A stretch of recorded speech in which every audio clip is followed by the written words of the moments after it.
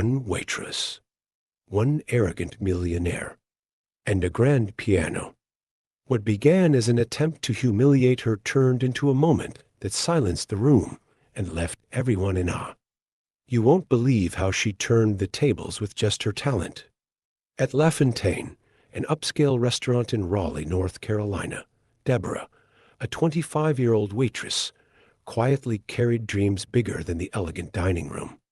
Music was her passion, and the piano her refuge. But dreams didn't pay the bills, so she worked long shifts, hoping one day to attend a music academy. Her coworkers occasionally caught her playing the old piano in the back room, marveling at her skill, but few knew the depth of her talent. That night, Leonard Grayson, a wealthy entrepreneur with a reputation for arrogance, walked in with his entourage. His commanding presence made heads turn as he scanned the room, finally zeroing in on Deborah. "Deborah," he said, glancing at her name tag, "you seem like someone with hidden talents." She brushed it off, focusing on her work, but Leonard had already decided she would be his evening's entertainment. "What do you do when you're not carrying plates?" he asked loudly, drawing attention. When Deborah reluctantly mentioned she played piano, Leonard smirked. "Show us what you've got," he challenged, gesturing toward the grand piano in the corner. As the music swelled, Deborah poured her heart into every note. The piano became an extension of her, expressing emotions she couldn't put into words. The room's energy shifted. Where there had been chatter and condescension, now there was awe and respect. Even those who hadn't paid her any attention earlier were captivated by her performance. When the final note lingered in the air, the room erupted into applause.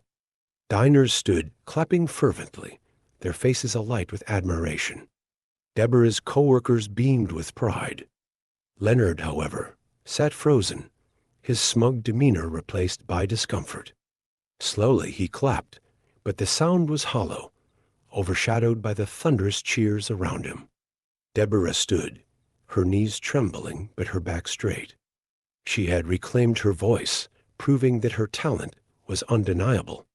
As Leonard muttered a begrudging compliment, Deborah met his gaze. "Everyone has a gift," she said evenly.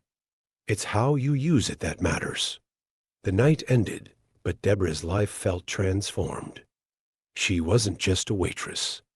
She was an artist, and nothing could take that away.